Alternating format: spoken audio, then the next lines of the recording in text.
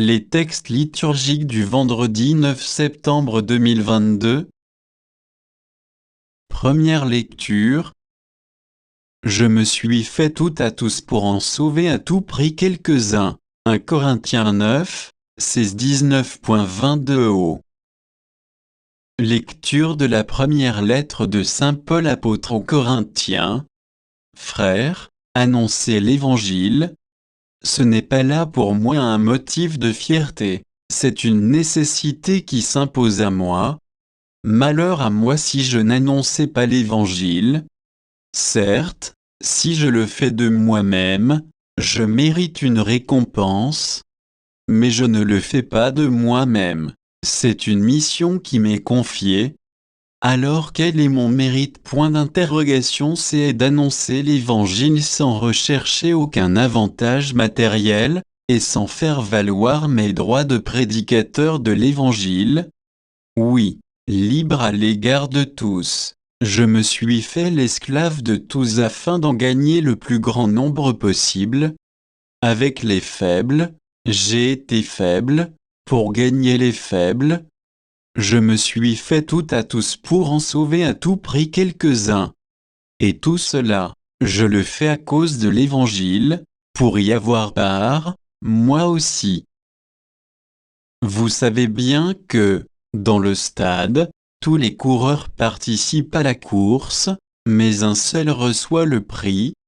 Alors, vous, courez de manière à l'emporter.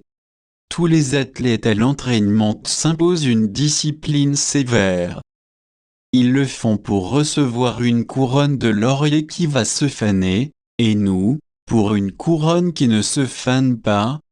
Moi, si je cours, ce n'est pas sans fixer le but. Si je fais de la lutte, ce n'est pas en frappant dans le vide, mais je traite durement mon corps, j'en fais mon esclave, pour éviter qu'après avoir proclamé l'Évangile à d'autres, je sois moi-même disqualifié. Parole du Seigneur.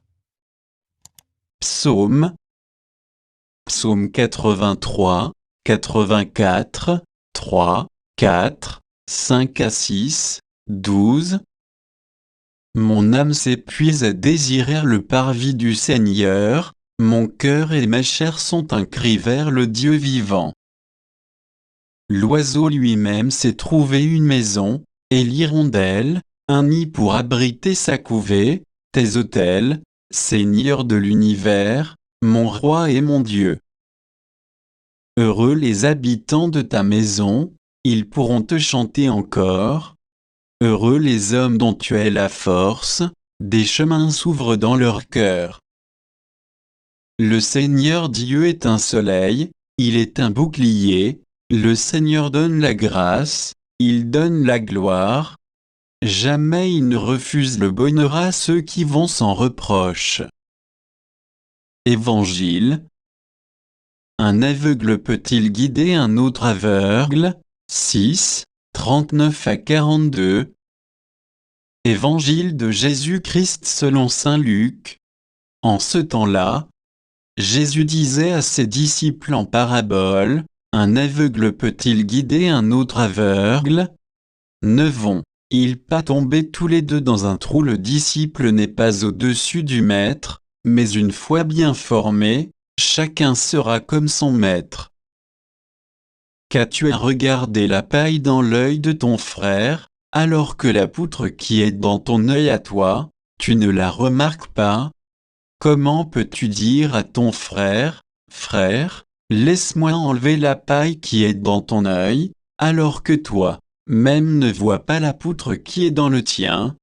Hypocrite, enlève d'abord la poutre de ton œil, alors tu verras clair pour enlever la paille qui est dans l'œil de ton frère. Acclamons la parole de Dieu.